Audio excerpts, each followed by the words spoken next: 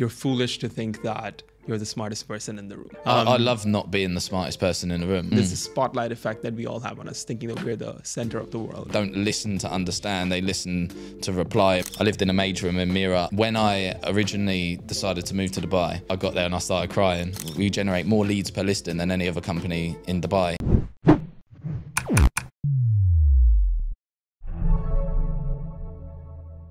Hello everyone, welcome back to another episode of The Real Ones. I'm your host Joel Alexander, co-founder and CEO of Kendal AI.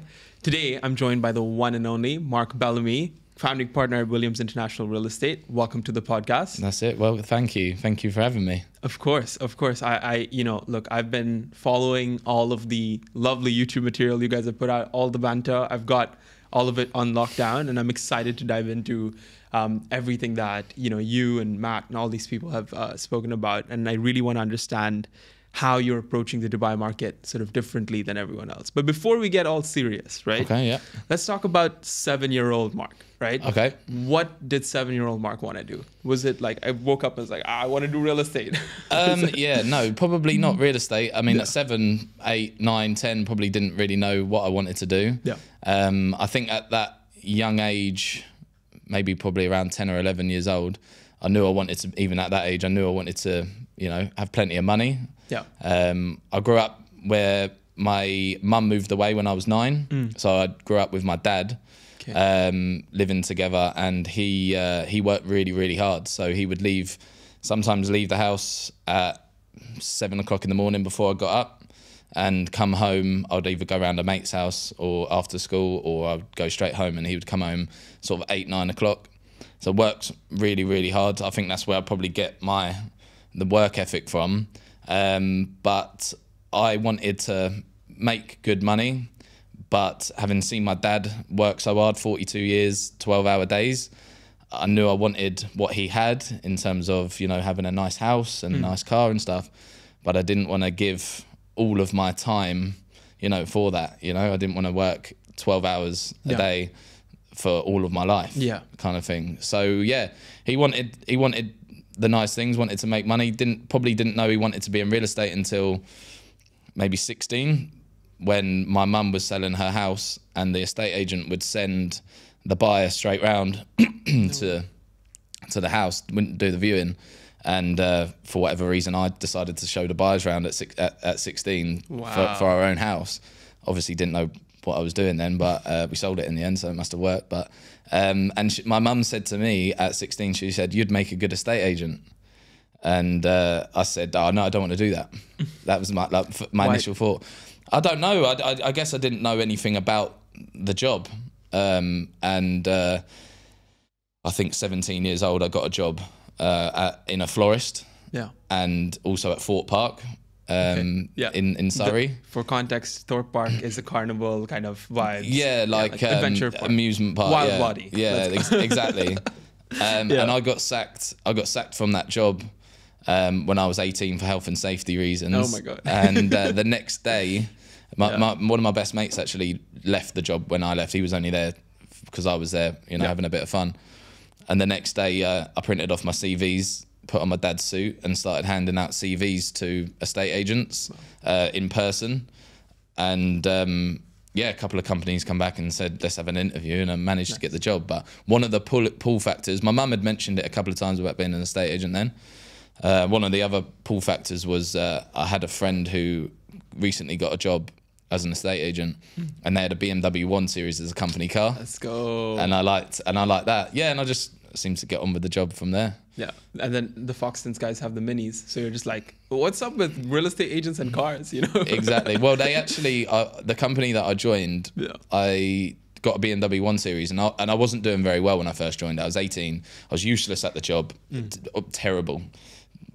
Genuinely, probably, I'm surprised I kept the job. I'm surprised I wasn't sacked. So after 6 months, they took the BMW 1 Series off me and gave me a Corsa. Oh, and I was devastated. So, but I got the BMW back in the end.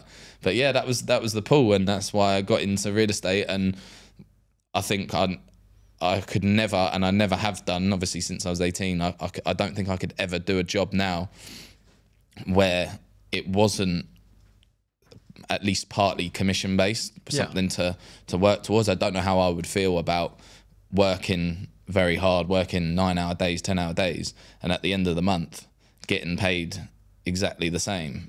I would need to, as they say in real estate, you get out what you put in, and I liked that. I liked that you get commission if you made a deal, you know. So I just got on with it. Got on with the job early doors. You know, this skin in the game kind of concept, right? Like equity, ownership, these kind of things are powerful themes, and they're themes that a lot of people in the real estate space out here especially like really want. Let me just go deeper into that. You have 2,500 brokerages, officially speaking, and then you have about 10% growth, or roughly something along those lines, every single year of new brokerages opening up, because people are having a couple of good years in real estate right now, and everyone is starting a brokerage. Right? Because they want the same thing. They want ownership, they want skin in the game, and they want the 9 hours to be actually worth the 9 hours, as opposed to somebody else making the big bucks. Talk to me about why, like, who the right person to become the owner of a brokerage is. What does that persona really look like?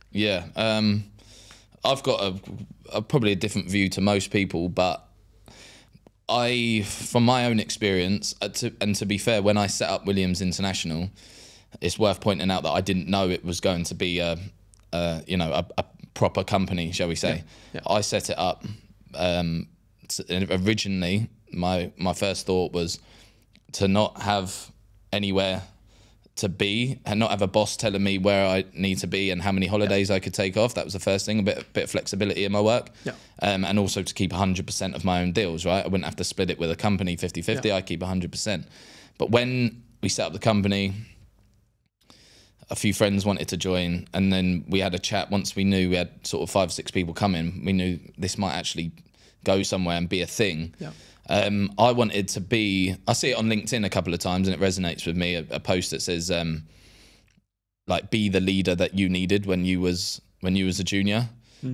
So a leader has to be that kind of person where they put the other people kind of before themselves to a certain extent, and be that person that they needed. They got to be empathetic, they got to be kind, all those soft skills that nobody really talks about. Everyone talks about, you know, being the loudest in the office, being, you know, ordering people about and stuff like that. But it's not what you need to do to be a success. You're not a boss. You're a leader. You need to lead by an example and just be I think empathetic and understanding people's perspectives.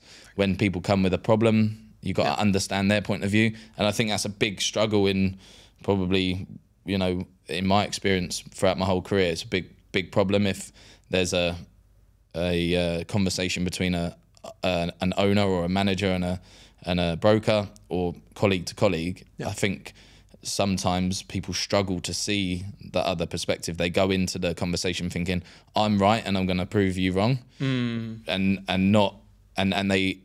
they don't listen to understand. They listen to reply, and when they're talking, they're already thinking about what I'm going to say in return to that, rather than actually understanding what it is. Pause on that one, right? They listen to reply and they don't listen to understand. Don't listen to understand. That is so big. That is actually someone that's speaking from like experience, because, you know, I see that all the time, because people are always just like looking to get a gotcha moment, right? A one-up in the conversation, when really it's about, if you want to win in the grand scheme of things, you kind of have to let the other person win in this little context, right? 100%. But I don't know. I mean, everyone's got an ego, but I like to think that I don't have much of an ego. And even if I'm having, you know, making business decisions with Matt, my business partner, or the sales director or the managing director, they might have a view, and my first thought will be, I disagree with that, but I'll always try and consider that I might not be right. So this is my view. But what if I'm wrong? You know what? So understanding that, I think that makes a good leader, someone who does. You know, you have to make quick decisions sometimes, but I don't think you can go into every conversation thinking that you're right. You need to consider both perspectives. and that makes a good leader. Yeah, I think I've just seen Farouk from Springfield Properties. He just put up a LinkedIn post saying that you're foolish to think that you're the smartest person in the room, right? And I think that need to never be complacent on anything is really what will set you apart as a leader, right? I love not being the smartest person in the room. I rarely am. Yeah. And I love that. I love listening to some of our team, or Dan, our managing director, who's amazing. You know, and Matt. I love not being the smartest one in the room. I love learning from them. And it's again something on LinkedIn is that that these people, they're not a threat to you. Yeah. You know, they are there to help you. Use them and listen to them and understand. You know, drop your ego. Put your ego to one side and understand their points of view, and you'll be onto a winner for sure. And I think I've seen this video of this Chinese diplomat talking about how a UK reporter is basically asking him, "Do you see Britain as a threat?" kind of a thing, and he's like, "What?" He's like, I heard about this. You've seen this one, right? And it's funny because he was not trying to one up the guy in the conversation or anything like that, but the person came on, "Are you worried about the UK coming after China?" And he's just like, "Sorry, I don't even consider you guys threw shade at us." Yeah, exactly, right? But the point there is that, people think bigger of themselves than they actually are. And there's a spotlight effect that we all have on us, thinking that we're the center of the world, right? Everyone's watching us. What I do dictates, the center of the universe, right? Yeah. And that's natural. Everyone has an ego. That's just what it is. But the complacency to let that get in the way of doing business meaningfully is very evident across the board. Well, there was one example, right? So we had we were discussing increasing our marketing package because we did need to do it. And I was away, and they had a little chat about, let's increase the package. What do we increase it to? We had some options. How much do we spend? And I said to Matt, like, wait until I'm back. Let's have a good chat about this. And they were all like, yeah, do it 100%. And I was a bit like, well, I'm not sure yet. Yeah. So my first reaction was no. And I was like, but again, I could be wrong. So come back, looked at the figures, where are we getting our deals from? So where we could increase our marketing package and stuff. And the numbers, so purely looked at data. Sales director brought some data too, and then we had a discussion about it. And then I was like, all right, fine, that is the best thing to do, and we did it. But I don't know if everybody in leadership positions would drop their ego to one side, hold their hands up, and go, I was wrong, you boys were right. Yeah, let's do it. It can get in the way of making good decisions because you're more concerned about being right than making the best decision that you can make. Yeah, 100%. And I think that's the difference between like the owner mentality and, someone who just wants to be right and like at the executive kind of level, right? Yeah. You spoke about marketing packages.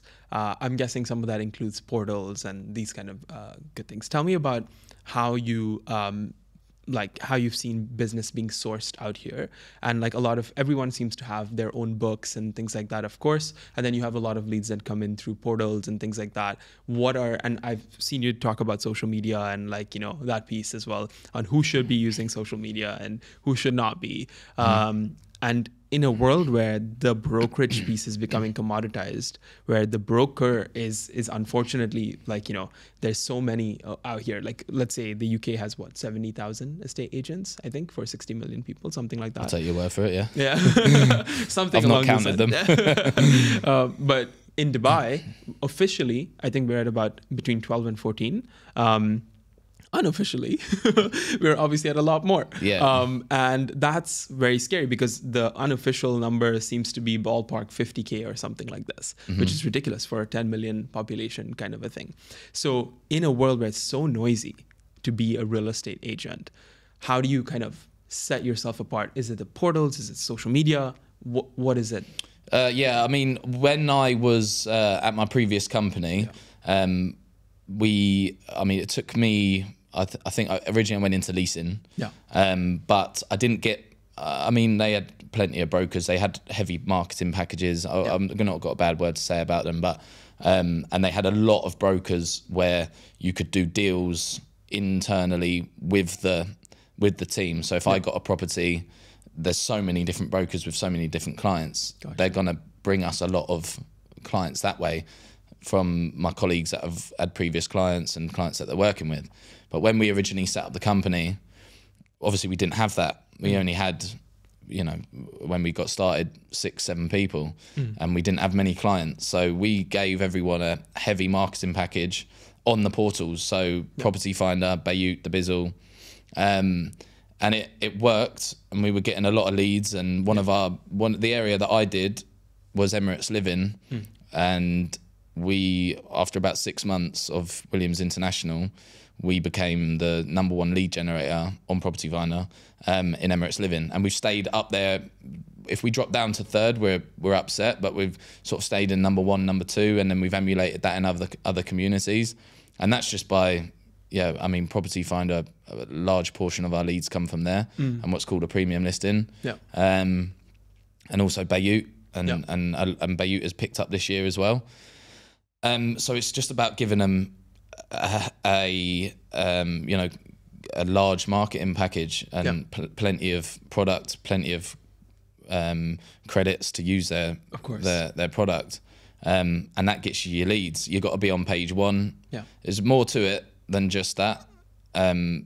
The company algorithm has an effect on how everyone's performance and how everyone's properties appear. So the better the company algorithm is, the higher your listings are going to appear at the search page. And so that's about getting verified listings. It's about you even got to go into detail with how many characters are in your headline, how many characters are in your description, and if all that's perfect, you'll get 100% score, which boosts everyone up. And we have been for a little while. We generate more leads per listing than any other company in Dubai in our segment, the diamond segment of Property Finder, which is all of the best or the biggest real estate companies. And how you do that is by speculating. You got to speculate to accumulate. You give your brokers enough resources. In turn, they'll get the leads, they'll do more deals, and everyone's happy, right? Exactly. Everyone makes more money. So it really was about that. And everyone gets the same marketing spend. So I know that there's an argument to say that, if someone's performing, or if someone's not performing, do you still spend the money on them, on their marketing? But I think everyone should have an equal and fair playing field to be a success. As long as they got the right attitude. If they're not doing the deals, but they're putting in the work, and they're speaking to us, and for ideas and for help, and they're putting in the KPIs, they're doing the calls, they're doing the viewings, they should get the same marketing spend. They should get the same platform as everybody else. If they've not got the right attitude and they're clocking off early and all that, it's not a case of taking their marketing package off them. It's a case of trying to get that motivation back up, speaking to them. And if it's still spiraling out and they can't get back up into a position where they're putting in the work, then it's probably not the right job for them. But everyone should have an equal and fair playing field, and that starts with how much you spend on marketing. Yeah, absolutely. I think that's, when you think about the things that sets brokerages apart, someone that, gives you just equal treatment, even though you've not had your moment in the sun yet. I think that matters so much, because it's not easy for everyone to just pick up and month 1, let's go and do deals, right? You've actually been in those shoes, so you understand that sometimes it takes 6 months, sometimes it takes 18 months, right? And that's just what it is. That's a good point, because it's not one size fits all in terms of how quick someone can get off the mark. We've had people do deals in 3 weeks with us, and then we've also had other people that took them 5 months, but then when they did do deals, they did a lot over the next 3 months. So I would personally, if I try and treat the staff as if it was me, and personally, if I'd been at a company for 4, 5, 6 months, I'd done 1 or 2 deals, but I was clearly underperforming, but I was putting the work in, and then my boss came to me and said, by the way, we're half in your marketing package. And I'd be like, boss, I'm putting in the work. I'm just getting started, and you can't then start them at a lower block. You need to believe in them, and it does take time, and it can take I mean, for me, I did do deals, but it took me really 2.5 years to start billing the kind of money that people move to Dubai to bill. So the marketing package isn't the answer. Right. It's to find another way to motivate them and keep them going. That would massively demotivate me if I wasn't billing what I need to be billing, and then all of a sudden my market impact, the world is against you. That would kill me off. Absolutely. So you were talking about, like, you know, moving to Dubai and this piece as well.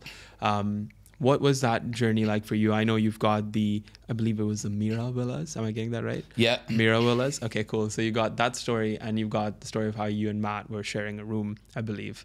And, you know, you're up and coming here all the way from that to you all buying your Porsches and all this kind of, I don't know if that was plural or if that was one, but I said Ferrari, I think, but I don't own a Ferrari. I just said that, you know, a lot of recruiters paint the picture that Dubai is for all Ferraris and Versace robes at Nikki Beach and stuff, and it's not like that. But there was a little part before. So obviously we did live in Mira after I lived in a major room in Mira after sharing a room with Matt for 6 months. But before that, so when I originally decided to move to Dubai, I got sent an option to live in a hotel near to the office, and it was £75 a night. And I worked out that if I lived in Dubai for a month, along with my other expenses that I was likely to incur, if I was paying £75 a night, by week 5 I was on a flight home, right? Because you don't do a deal in your first month. I think it took me 5 weeks to do my first deal, and that was in leasing. I didn't earn a lot from it. So they said, you know, go to that hotel, £75 a night, and I did my figures, and I was like, there's no way I'm going to be able to afford that. So I typed in on Google. I remember I was at work at the time. I typed in on Google, cheapest hotel, Dubai. And up popped the first one, 75 quid a week. I was like, that's ideal. Wow. Not 75 quid a night. It's gone down to 75 quid a week. You pay, and I booked it for 2 weeks. You pay for the first week there and then, and the second week when you get there. Wow. I was like, that's ideal. I got there. I'm not ashamed to say that I got there and I started crying, because obviously I'd left all my family, left all my friends, and I rock up in Karama to this place with no AC, smelt really bad. Obviously it was the height it was September, it was hot enough. And they said, there you go, there's your bunk bed. And I was sharing with 5 other people, suitcase at the end of the bed, slept with the suitcase at the end of the bed. And I remember one morning waking up. This is a training week at my previous company. Didn't have a car, so I'd get on my suit, I'd walk to the metro, I'd get the metro there and back, walk back in, again, September, walk back in my suit back to the hostel I was staying in, late at night, so tired, so I went straight to bed. Next morning I woke up and there was no water at all in the shower.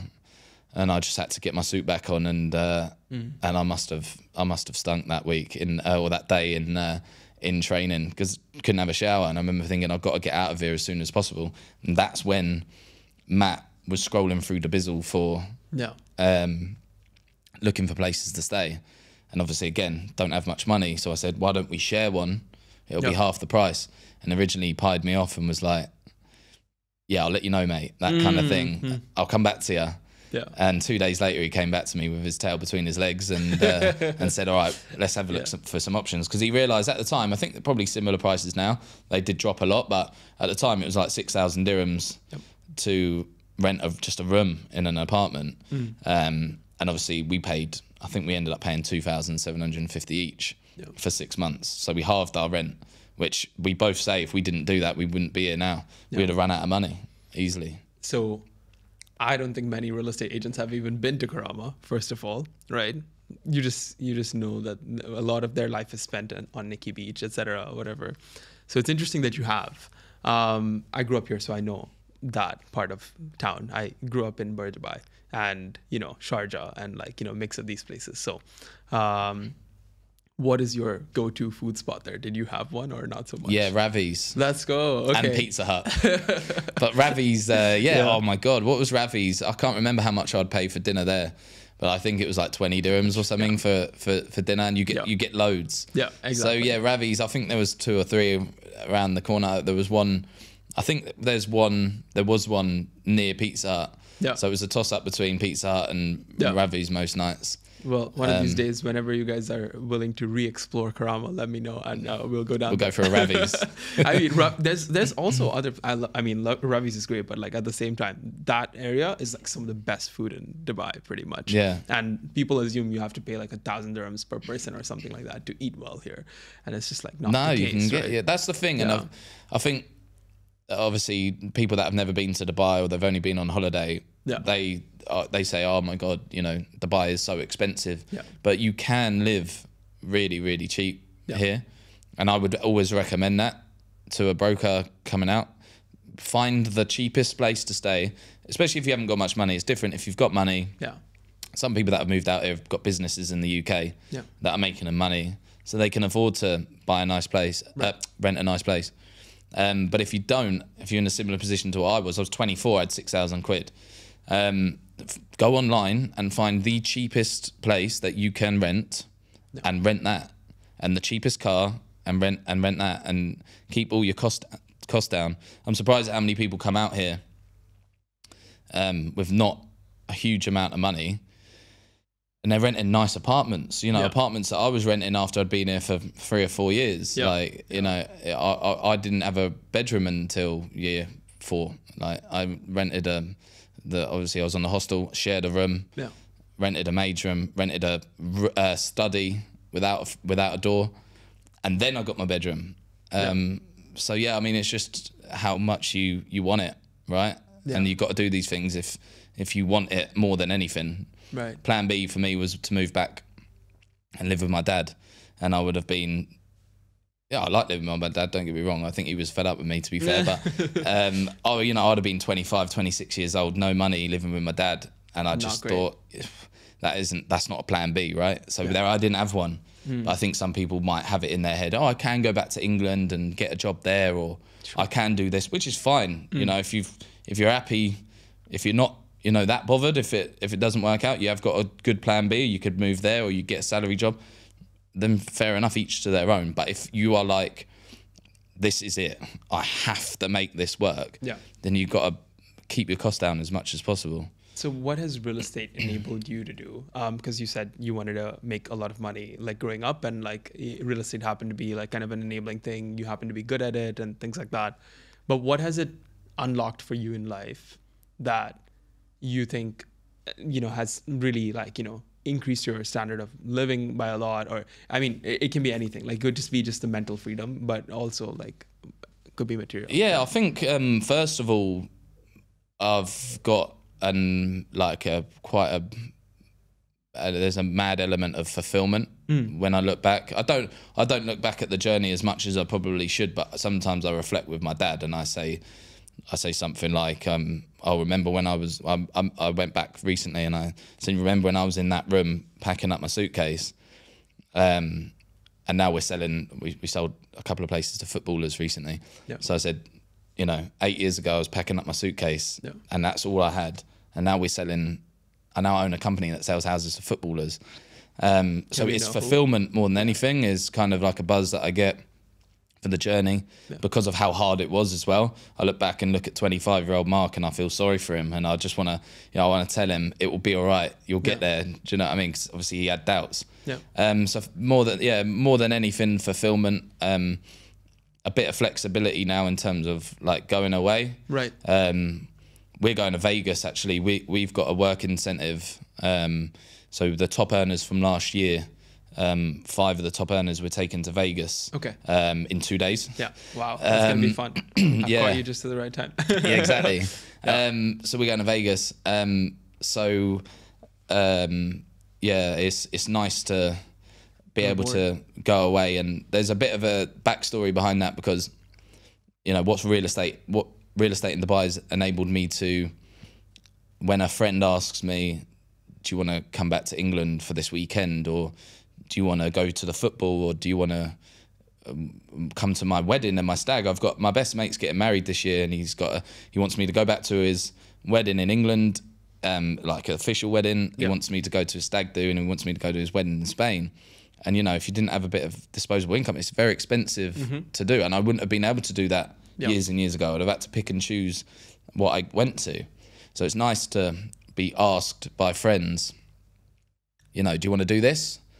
And I can say, more often than not, I can say, if my missus allows, I can say yes. So the whole Vegas thing, in 2013, my mates, I had a couple of mates who were earning very good money, and they had flexible working hours, so they didn't have anywhere to be.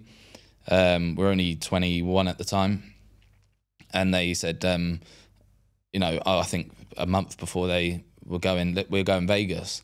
And I'd used up all my holiday already that year, and I had no money. So it was a non-starter for me. And I can remember I went out on a night out with my best mate, and in the morning he woke up. I stayed round his. In the morning he woke up, packed his stuff, went to Vegas, and left me on his sofa. And I remember thinking, I can't let this happen. I can't. All right, I'm 21. You know, there's still time, but I can't let my life go on where my mates say we're going here and I can't go. Because of any reason, because of money or work or time, whatever it is, I need to be able to say yes. So that sort of triggered something in me, and so that's why, you know, Vegas is a special thing. It's a special thing. Most people have a special thing about places that they've been to. I have been to Vegas, but that became a special thing because I couldn't go. You know, now I get to say, oh, I'm taking 5 of my staff to Vegas, and that's what you get out of, you know. Well, that's what I've got out of this journey, is that fulfillment is, you know, it's worth more than anything. It's worth more than any Versace robe at Nikki Beach, or the cars, or the watches. You really don't like Nikki Beach, huh? Nah, it's just what it gets. I'm a Kite Beach kind of guy, to be fair. Like, yeah, exactly. Take me to Kite Beach, get an ice cream. It's just how, you know, how I think people portray. Yes, I get it. The I to be. What you mean. Sorry to use Nikki Beach. It's a nice place. But yeah, so that's it's more fulfillment than anything. Yeah. Right. So let's talk about the missus. You mentioned her. Right. Tell me about how it is juggling, like, you know, relationships and, like, you know, obviously being nonstop as well, and the early parts of the thing. Like, because there's people that actually, we've never really gone into this in the podcast before. We've never really like talk about love and stuff. You know what I'm saying? So, but like, how is you know, someone investing in you pretty, like, you know, in your journey pretty much, because that's what I mean. I look at it like that, because it's a lot of toll on them as well, I'm sure. Well, she works for me. She works for the company. Okay, cool. So we've been together a year. But when I first moved here, I didn't have a girlfriend. Right. And it was a good question, actually, because we got asked this by a friend of ours recently, who has a missus and a kid.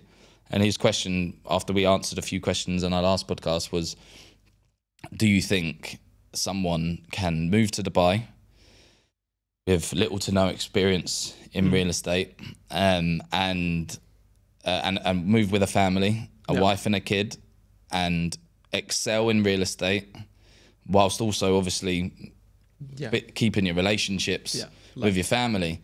And my business partner said, you know, lean towards no. I think it's possible, but you just have to be, you know, a kind of person that can handle the stress of potentially not making money for X amount of time. But obviously you have to work hard in Dubai real estate, and I think everyone naturally relates how hard they work with how long they work. And I used to do the same. I used to think, oh, I've worked a 12-hour day, so I've worked really hard, right? But over the years, I've seen people that work. I know one guy in particular I used to work with maybe he was first in the office 8 o'clock, but he never stayed in the office after 5, and he never worked weekends. But he sold more houses than anybody else. Discipline. And that's because discipline when he's in the office, and focus. He was so focused. You couldn't talk to him when he was in the zone, when he was on the phone. So if you are like this person, where you get it done in your hours, and you have your weekends free, and you're still earning good money, but you can have your time in the evening with your family, and you can have your weekends Yeah. with your family. And also, I mean, he was earning the kind of money where he wouldn't need to do that forever. He earned the type of money that if he did it for 5 years, he could probably do something else with the money that made him more money. Maybe he could start his own thing, or he could, you know, work out ways where he could get more flexibility. So I do think that you can balance the two. It's difficult. The job's difficult without a missus wanting to see you on the weekends, or a child. The job's hard without all that. It was tough for me, and I was single, didn't have nowhere to be other than work. So it's extremely difficult to do, but it is possible to do. So now I'm just gonna crop this part out of the video and send it to you because I feel like it's gonna win you some points, right? Okay. With the misses. But let's talk about tech, right? Tech in real estate. We were just talking outside about like how you get endless cold DMs from people all the time about, and like the email sequences that keep running, the LinkedIn sequences that keep running. What do tech people get wrong about real estate? Well, I don't think it's a case that they get wrong. I just don't think that they appreciate a few things. When I spoke to a few people and actually met with them, I can remember one person who was, you know, telling me about his AI stuff, and, you know, full disclosure, I don't know too much about this. You know, nobody knows anything. No about one AI. knows it. Don't worry. But I don't either. But I can remember this a couple of years ago now when AI was starting to get big.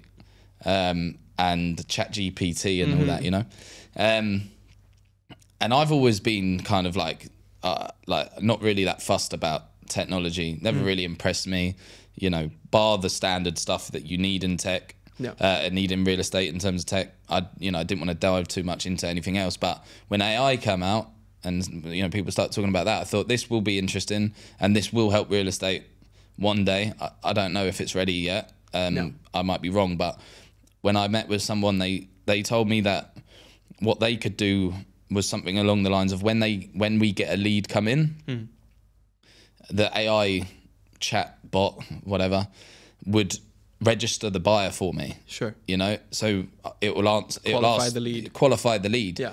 And I didn't like that at all, because real estate is about building relationships. Yeah. And the first impression a buyer will get when they call up is how you are, you know, how you are on the first call.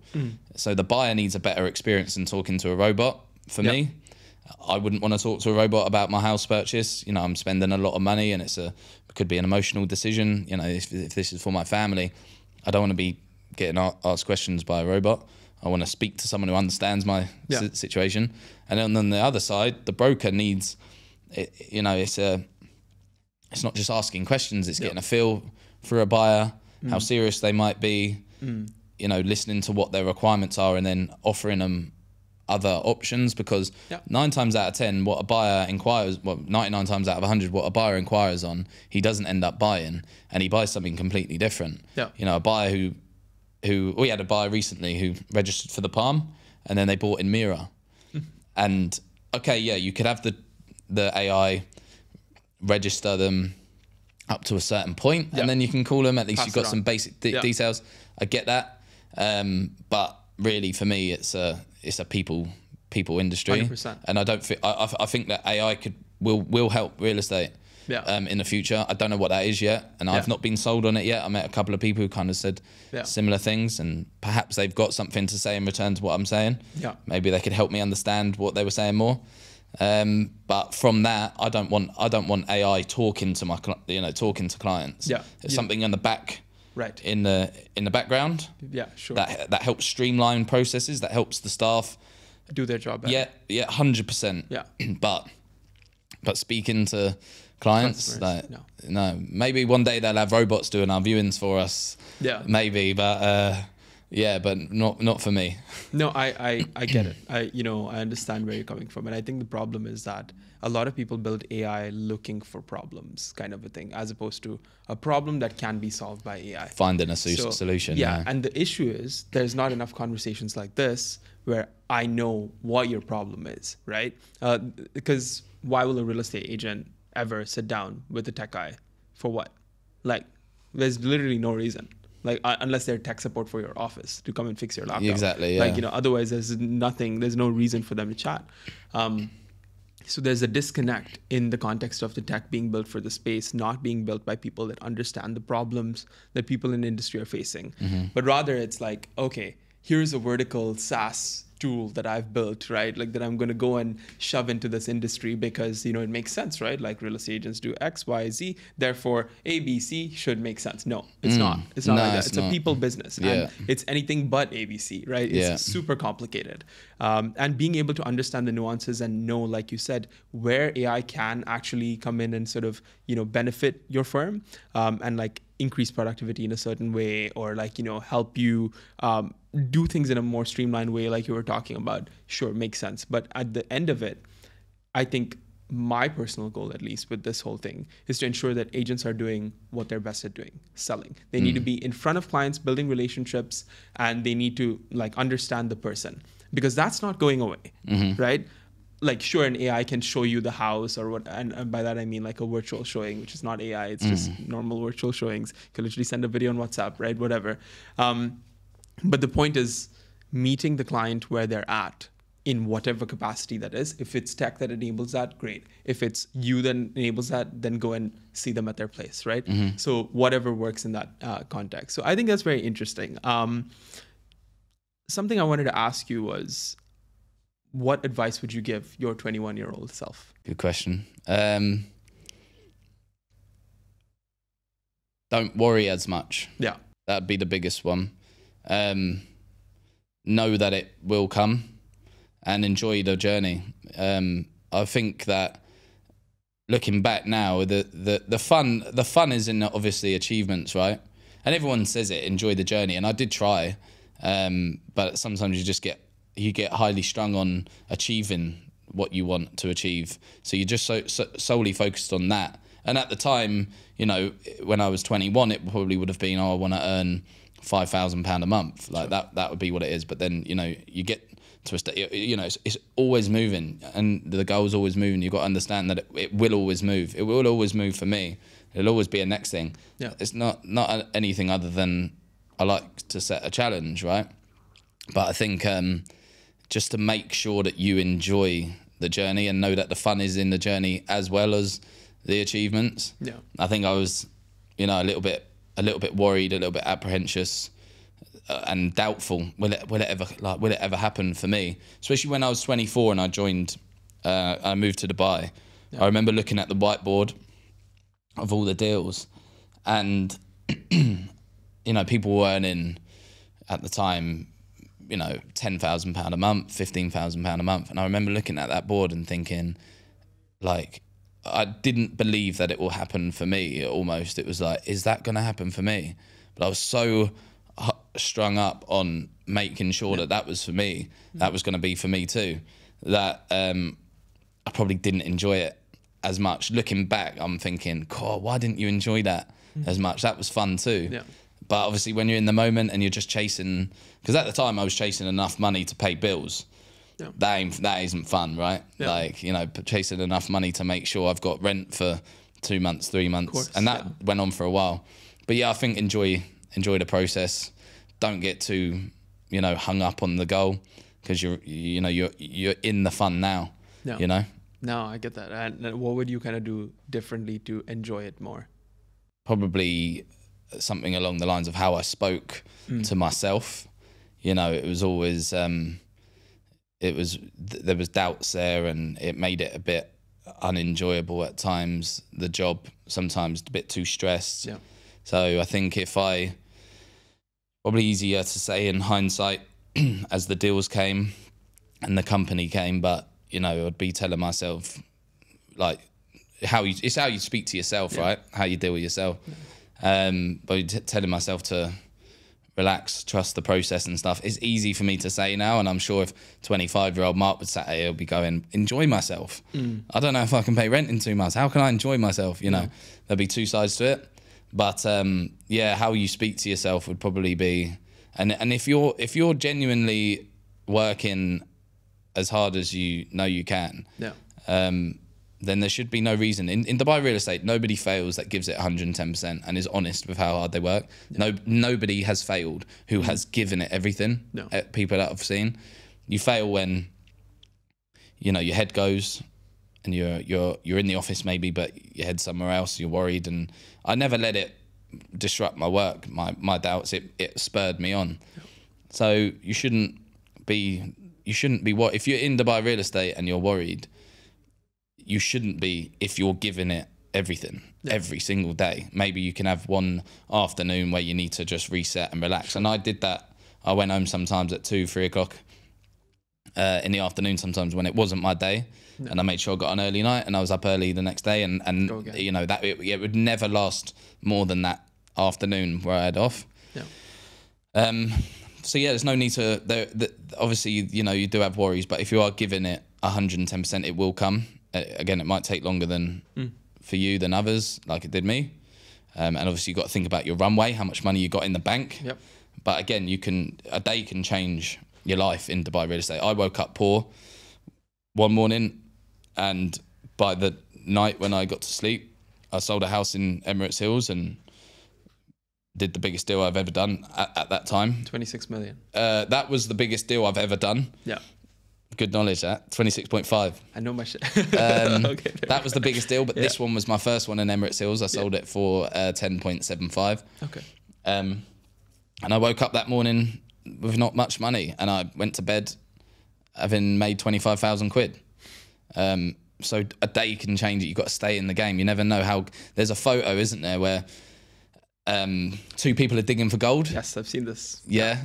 And one turns back, and the other one's just there. You never know how close you are. And it's interesting because the month before that deal, I went home for my birthday, and again, I've been in Dubai for 2.5 years, and I didn't really have much money. You know, I was living month by month.